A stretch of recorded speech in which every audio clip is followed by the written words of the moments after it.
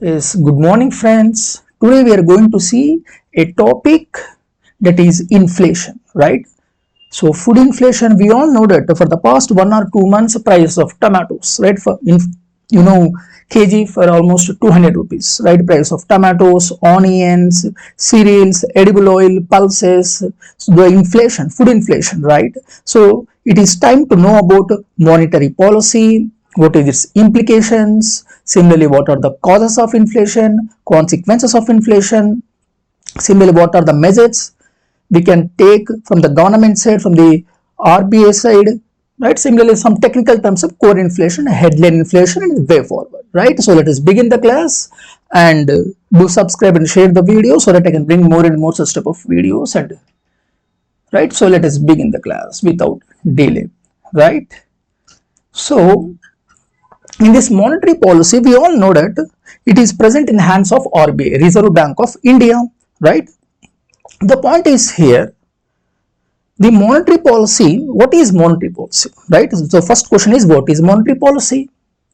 We all know that it is there in the hands of RBI and its job is to maintain balanced money supply, right? So for maintaining balanced money supply, RBI, Reserve Bank of India, has some tools, right? What are the tools like repo rate, CRR, SLR, and so on? These are some tools to maintain balanced money supply so that some stability is maintained in the market, right? So ultimately stability is needed, right? Economic stability or financial stability, for which monetary policy always works. So that is why monetary policy committee is formed, right? Monetary policy committee is formed in the year 2016.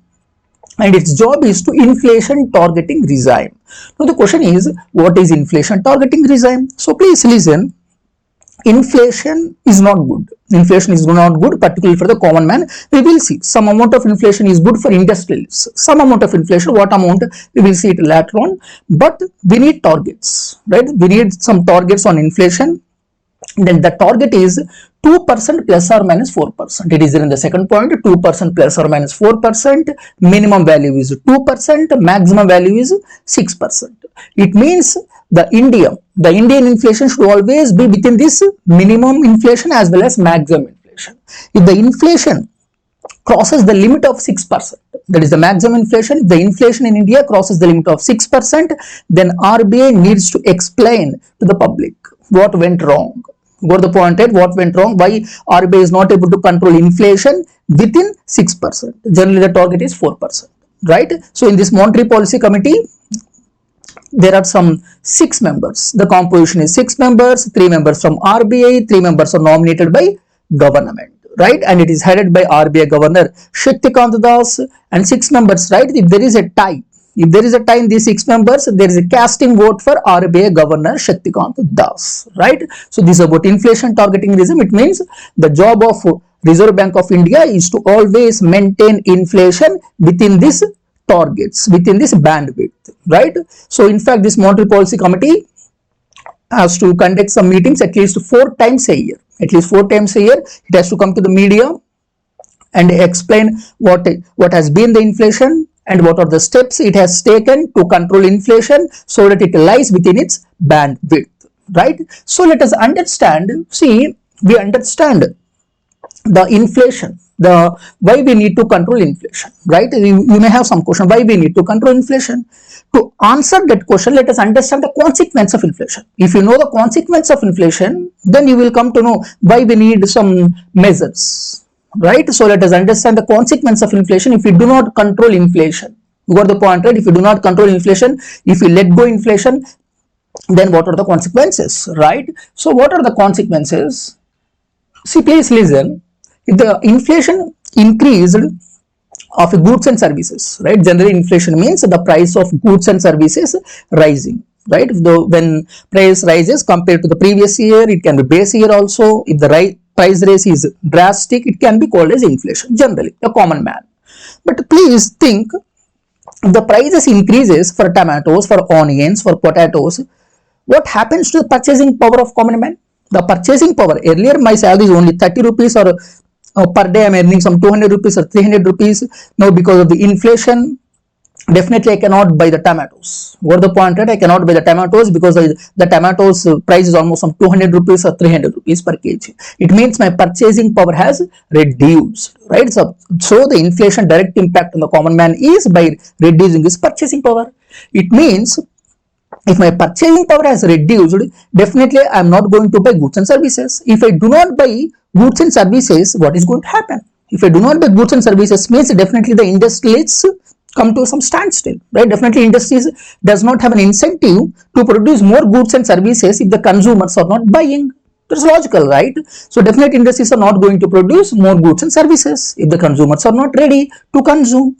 In other words, economic growth dampens, economic growth comes down. Got the point? Economic growth comes down because there is no incentive to produce goods and services.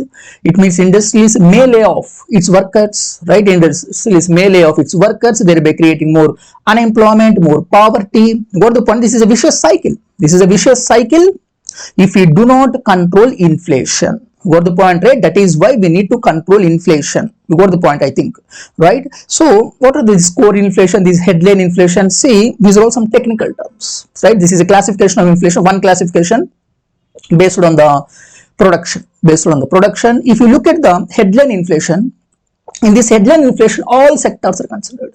The price rise of not only agriculture, industrial, service sectors, all sectors of inflation. When we consider all the sector, then it's called as headline inflation. It sells some particular basket. I don't want to get into.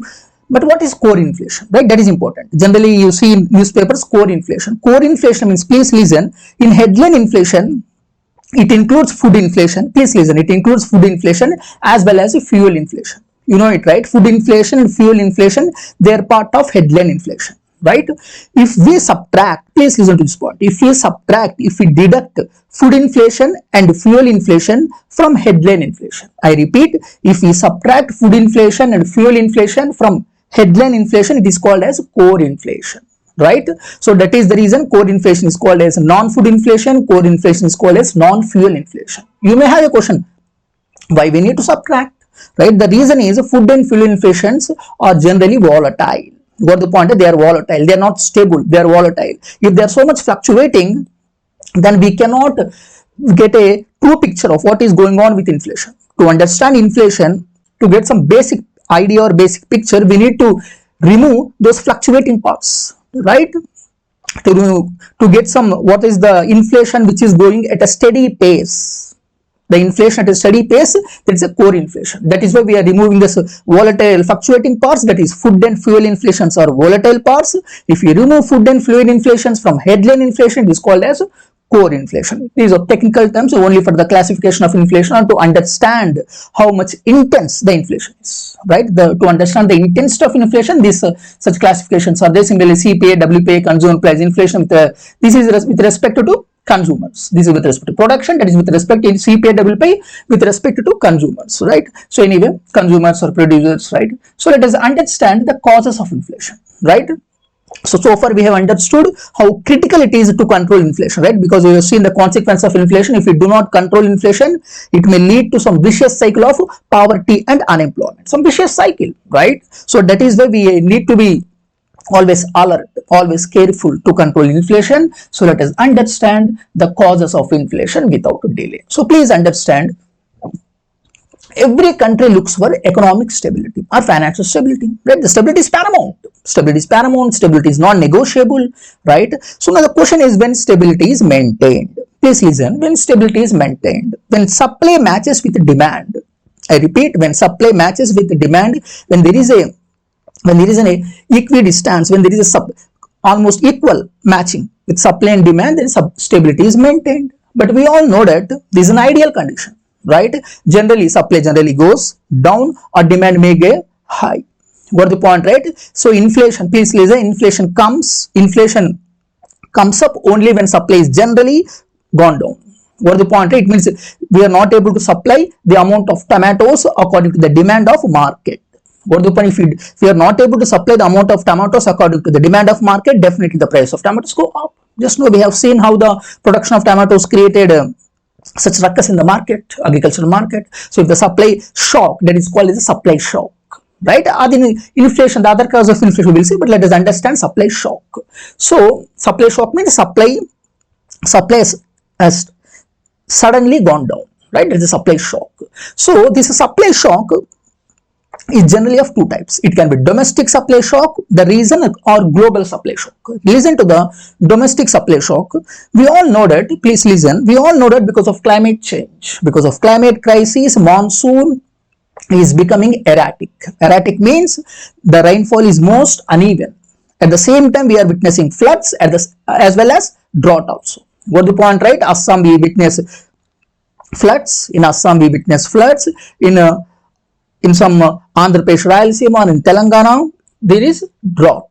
Got the point, right? That is the reason there is always some uneven distribution of rainfall, because of which agricultural production always goes down. If the agricultural production goes down, definitely it leads to inflation. Just now we have seen the unseasonal floods, how it created the damage, the agricultural products like tomatoes, mangoes, and so on, right? So monsoon failure is always a supply shock, right? That's one domestic factor. And other domestic factor, listen, there is always some traders, traders, right?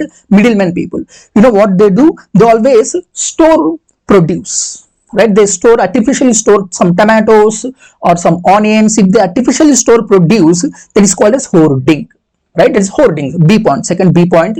If they artificially store the produce in godowns and they create artificial shortage in the market, got the point, right? If they create artificial shortage in the market also, it leads to inflation. It leads to price rise. This is called as carteling also. Carteling also, and this is a crime. This is a crime, sir, because according to Essential Goods Management Act, Essential Services Management Act, if somebody is doing this hoarding of goods in godowns, so that artificial shortage is created to gain some benefit out of the inflation, this is a crime. This is a criminal offense as per Essential Goods Management Act, right? So this is some domestic factors. Let us understand global factors also, because we are all living in the age of globalization. Something happens in China, at the time of pandemic time. In fact, some supply chain disruptions, the supply chain disruptions, how it created shortages, right? So the point is here, right now we are seeing geopolitical uncertainty, geopolitical instability because of war between Russia and Ukraine. So again, some supply chain disruptions. So in fact, we all know that India gets sunflower oil from Ukraine, right? Because of this war, the sunflower oil coming from Ukraine suddenly stopped, right? So no sunflower oil from Ukraine. So at that time, our oil price also increased. Edible price oil also got increased. Now India getting palm oil from Malaysia and Indonesia. What the point is, now India is getting palm oil from Malaysia and Indonesia. This is a trade diversification. What the point is, this is trade diversification. If you depend on a particular, if a country depends on excessively on a single country, that definitely it causes disruptions. That is why we need trade diversification, exports diversification, imports diversification, so that we can insulate ourselves from global supply shocks, right? Anyway, we will again come back to this point when we discuss measures in this video, right? So let us understand demand side, right? If a demand suddenly increased, the supply is constant, the demand is suddenly got increased, it also causes inflation. That is first demand, push or demand, right? Causes of demand. Now the question is why? Why does this happen? We all know that in business cycles there is boom and bust. Boom means suddenly increases, boom, right? Because of which the salaries may get doubled or tripled, supply, at least to some section of population. If the salary got increased, doubled or tripled, definitely the high purchasing power, right? There is a high purchasing power, people are demanding more goods, but the supply remains constant. If the supply remains constant and there is a huge demand from the market side, definitely the inflation happens, right? The prices of those goods and services increases, then the common man generally gets hurt, right? Because the common man, he's a common man, his salary may not get increases, right? So, but please listen, generally this demand push, we all know that government provides subsidies, freebies, right? It can be Raitu Bandhu or it can be PM Kisan, right? These are all freebies. Government is providing money directly into the bank accounts of beneficiaries. Direct benefit transfer, Jandan, Aadhar, Mobile, Trinity, freebies. If a government provides more money into the hands of people, right, does it cause inflation? It depends. It depends on the prevailing conditions. So please listen. Generally, whenever we talk about inflation, this demand side is rarely considered. This demand side is rarely considered because most of the times inflation is because of supply shocks, right? However, this demand push is usually used to revive the economy when the economy is facing a recession. Let me explain. At the time of pandemic time, we all know that government of India has come up with Atmanirbhar Bharat package. You may be knowing this Atmanirbhar Bharat package, so that some amount is given to almost every sector, right? So that they kickstart, so that we are reviving the economy. You got the point, right? So to revive the economy, generally government provides subsidies, right? Generally government provides subsidies to the consumers or reduces taxes, reduces duties, so that people have more money in their hands. Generally the government does this when the economy is facing recession, when the economy is facing some slowdown, right? When there is a slowdown in the economy, generally government provides money, freebies, right? Anyway, that is needed, but do remember, from demand side also inflation may happen, but generally in most of the cases inflation happens because of supply shocks, generally. So let us understand measures. What are the measures we can take to control inflation? So please listen. To control inflation, we have two agencies, majorly two agencies. One is Reserve Bank of India and Government of India, right? Anyway, we can include government of states also. Reserve Bank of India, we know RBI has some tools. What are the tools? It can be policy rate like repo rate, CRR, cash reserve ratio. When RBI increase its policy rate or CRR, when RBI increase its policy rate, it means what? Repo rate means it is the interest rate at which RBI lends to banks, right? When RBI increases interest rate means it generally assumes that banks also increase their lending rates, right? Then what is going to happen? Consumers do not come up to take the loan because interest rate is high, right? So the point is here, when RBI increases its policy rate, generally it observes the excess liquidity, right? It observes the excess liquidity from the market, right? Because why does inflation happen? Because of excess money supply in the market. If there is excess money supply in the market, generally the inflation happens. To observe the excess liquidity, RBI increases its policy rate, or recently cash reserve ratio has increased. Recently, just 1 month back, right? So this month only. The point is here, RBI tools are effective only when the inflation is because of demand side. Got the point, right? In the earlier slide I explained you when inflation happens because of demand side. So these RBI tools are effective only when the inflation is arisen from demand side. Demand side means when there is an excess money supply in the market, RBI, by using its tools, it can absorb the excess liquidity. Having said that, if the inflation is from supply chain disruptions, supply shocks, RBI, in fact, it cannot help.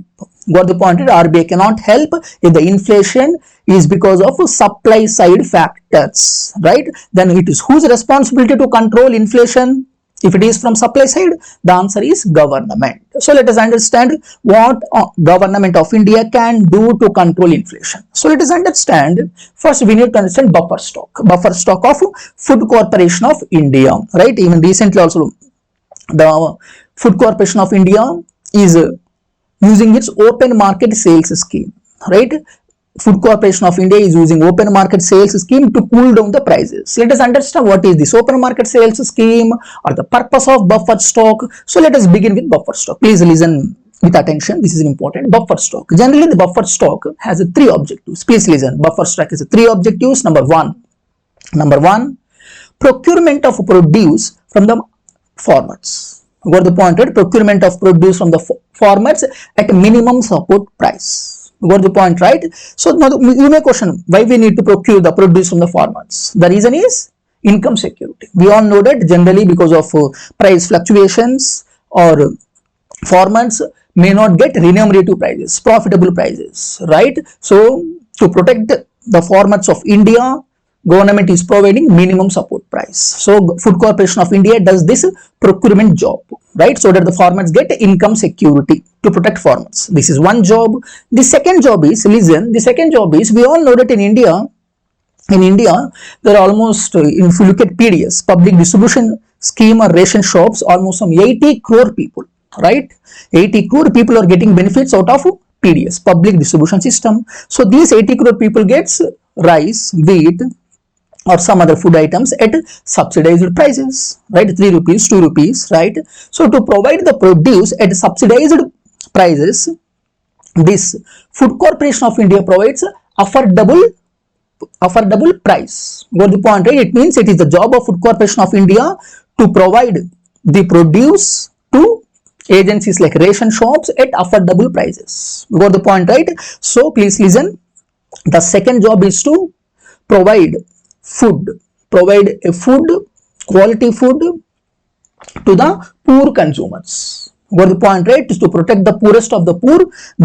Food Corporation of India provides the food grains at an affordable price. You may be doing National Food Security Act, public distribution system, ration shops, right? So that the consumers who are below poverty line or above poverty line, they get affordable food grains, right? So third point, that is the third objective of buffer stock is open market sales scheme. Please listen here. This PDS, public distribution system, is for 80 crore people, right? But we all know that India's population is 140 crore people. It means how much remaining? 60 crore. PDS is for 80 crore people. The remaining population is a 60 crore population in India. If the price of produce like rice or wheat increases, then definitely it impacts the 60 crore people also, right? The 80 crore people are supported by PDS. Then what about 60 crore people?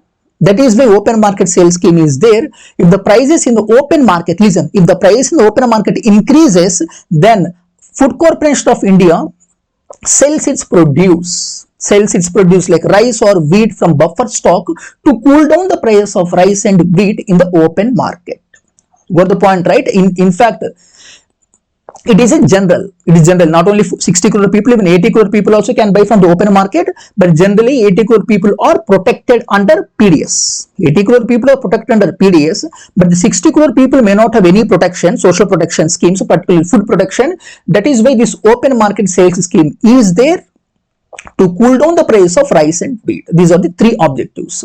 Under the price stabilization fund, there is a separate fund is there, price stabilization fund, to provide amount under open market sales scheme, right? So these are the measures. The third measure is open market sales scheme to control inflation. You got this, right? So the other way to control inflation is to government can increase its export duty also. Recently on onions, government increased its export duty so that the Indian onion farmers do not export their onions to other countries. The reason is because in India we do not have onions. If the farmers export the onions to other countries, definitely it creates a shortage here, right? That is the reason government generally bans or increases export duty. When it increases export duty, it acts as a disincentive. It discourages the Indian farmers to go abroad, right? So the point is here to increase the domestic availability of onions or tomatoes. Generally government increases export duty or reduces import duties also, so that there is a sufficient availability of produce for all the consumers of India, right? So what is the next measure? Please listen. I have already discussed this point. Trade diversification, right? Please listen.